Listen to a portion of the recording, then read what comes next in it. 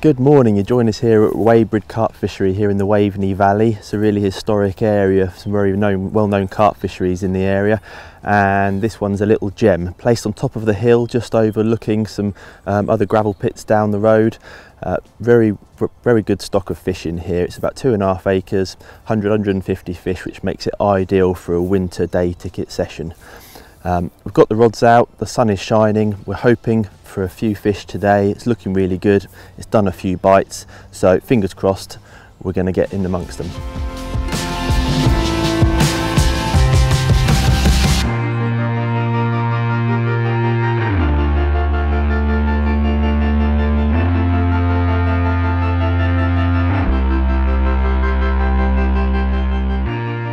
We're just going to take a moment to have a look at the rig that I'm using.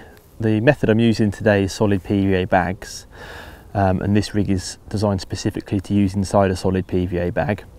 First of all, we've got a 2.5 ounce lead, inline lead, on a leader, on a 2 foot fluorocarbon leader. Now the idea is that I have the leaders with bags tied up in advance, so I can just loop them on and off my line and make things a lot more easy and more efficient when I'm recasting and casting after having a fish. Try and be as quick as possible, get the rod back out as quickly as possible. The inline lead fits nicely inside the PVA bag without any leg clip or anything like that. And then on there we've got a short braided hook length. It's about 3 to 4 inches. You can see here I've got a big loop on there, and that is again to be able to loop the hook length onto my flexi ring swivel, so that I can take the hook length, I can cut the hook length off if I get a fish and I need to change the hook, and I can just loop a new hook length on there without having to tie any more knots or anything. And then from there we then go on to the hook, which is a size 6 curved shank barbless hooks. It's barbless hooks only here at Weybread Carp Fishery. So size 6 barbless hook, and on there we've got a little PB pop up on that one with a split shot on the hair.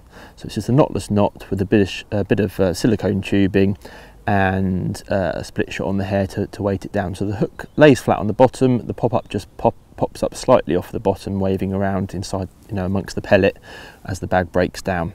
So that's the perfect rig to put inside your solid bag. It will go in there nicely, won't tangle, won't kink up, and it's a really effective hooking arrangement as well, with the short hook length, sharp hook and nice big inline lead. So perfect for nicking a bite on a day session.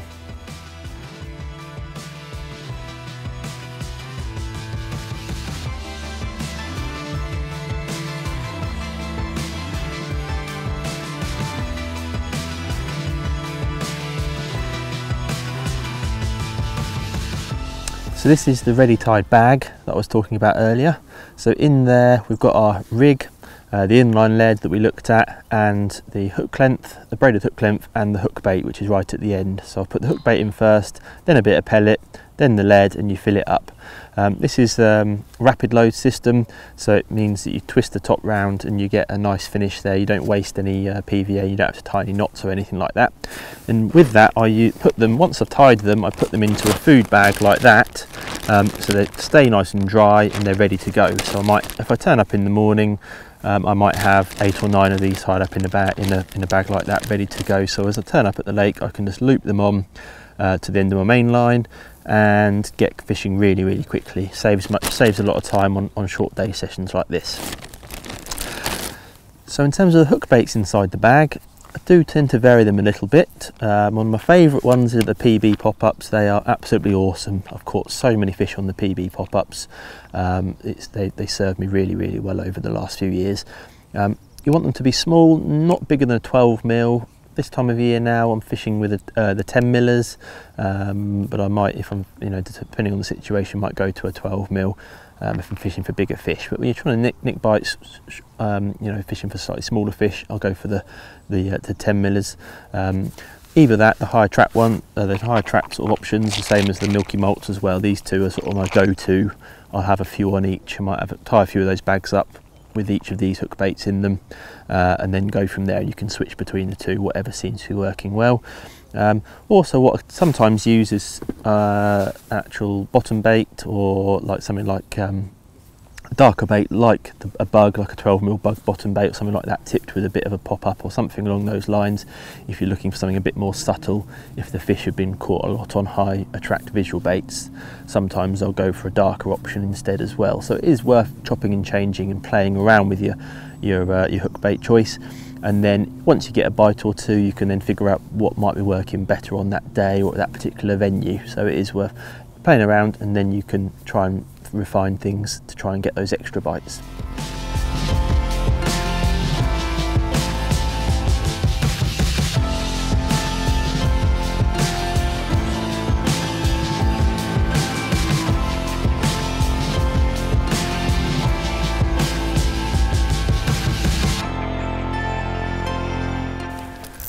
Well, we're just winding in from this peg. Where we're fishing at the moment is actually on an island, and there's some water behind the island with a couple of pegs around there.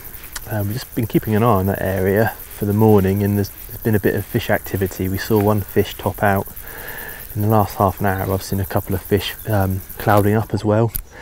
It's a clay lined lake, so they're kicking up the clay off the bottom quite a lot, which is a really good sign of fish feeding. So we're going to wind in from this peg, pack a bit of kit up, just a bucket and a couple of rods, and head round to that other peg for a couple of hours, because there's some definite activity in the area. Give it a few hours in the afternoon sun and see how we get on round there.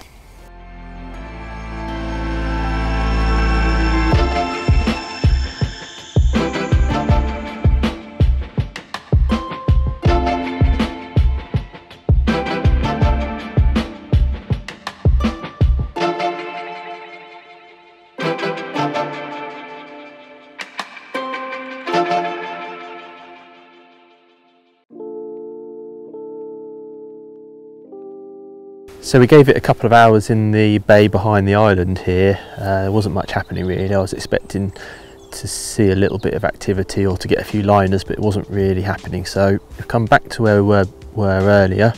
We've got the rods back out, had a little bit of a reshuffle and put another rod to the left against the far margin where we've seen a bit of fish activity. It's been a really bright sunny day. I'm not sure if that's had some sort of impact on the fish and not feeding so well, but the light level's starting to drop a bit now, and we've just seen 2 or 3 fish show in the last 15 minutes, which we haven't seen all day. So I'm hoping that's going to be a sign of a fish sort of having a bit of being a bit more active and having a bit of a feed. So we'll see what this last few hours of daylight brings.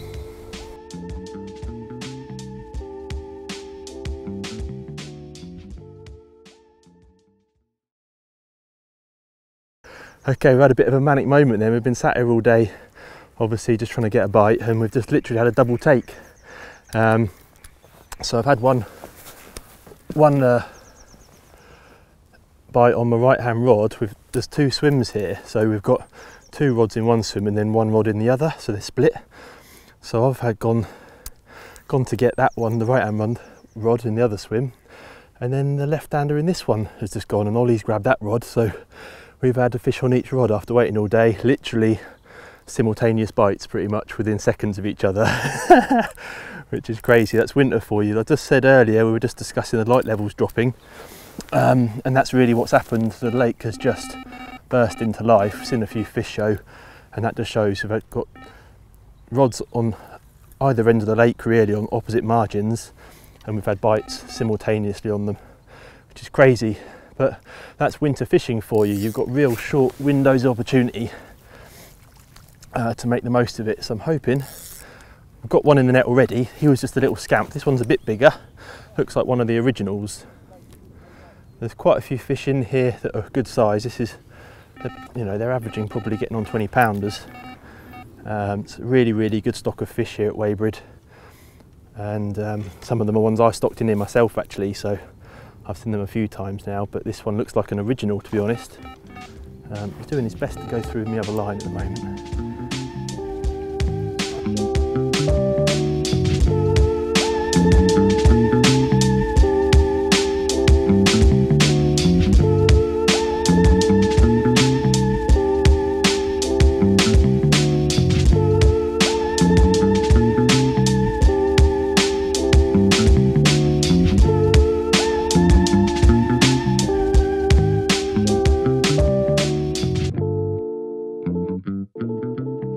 The first bite we had, it's a lovely mirror. Probably it's just about double figures. I know so because I supplied this fish to Adam a few weeks ago, or just before Christmas, and Adam always keeps a good supply of fish going into the fishery every few years, and I supply them, so yeah, it's good to have a reacquaintance with the little fella.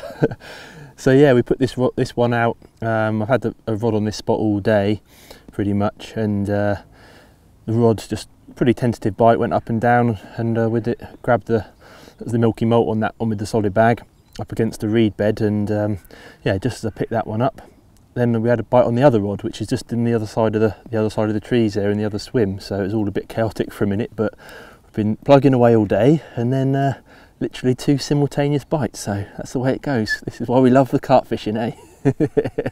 So we'll get this little fella back, and we'll have a look at the other one. Well, there's fish number 2.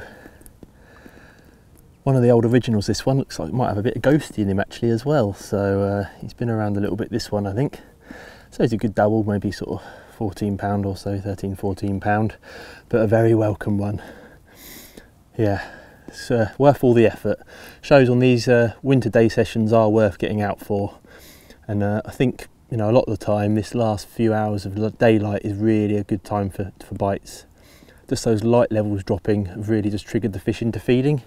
It's been bright blue skies all day, so not ideal fishing. I was making excuses earlier, so not ideal fishing weather, I don't think, but light levels have dropped, the fish have started to be a lot more active, and there you go. Well worth the effort, well worth getting out for a day session and getting a few of these lovely creatures on the bank. Lovely job. Let's see if we can get another one.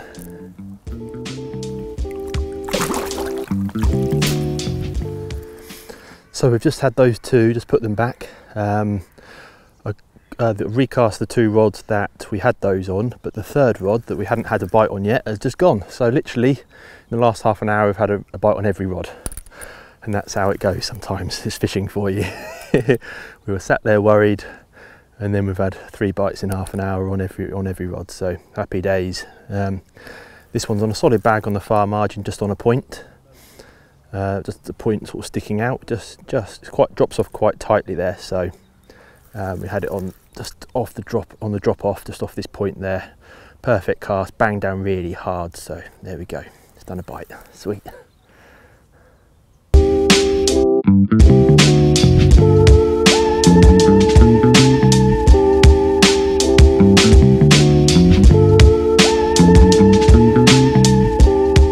at that for a nice little end to the day.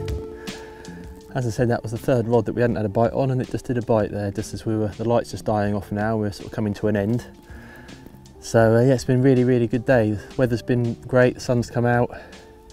It's been a fantastic February day session. We're a bit unlucky with the fish sizes though. This is a nice little common, but to be honest, there's a lot of 20 pounders in here, and we've had 3 fish and not a 20 pounder, which is pretty unusual, to be honest with you. There's a lot of big fish in here now, so it's a really, really great venue. Thanks a lot to Adam for having us as well. It's always good fun coming over to Weybread Carp Fishery, and I'm sure I'll be back soon to put a few more of these on the bank. But yeah, well worth getting out for. Really, really enjoyable day, and nice little end.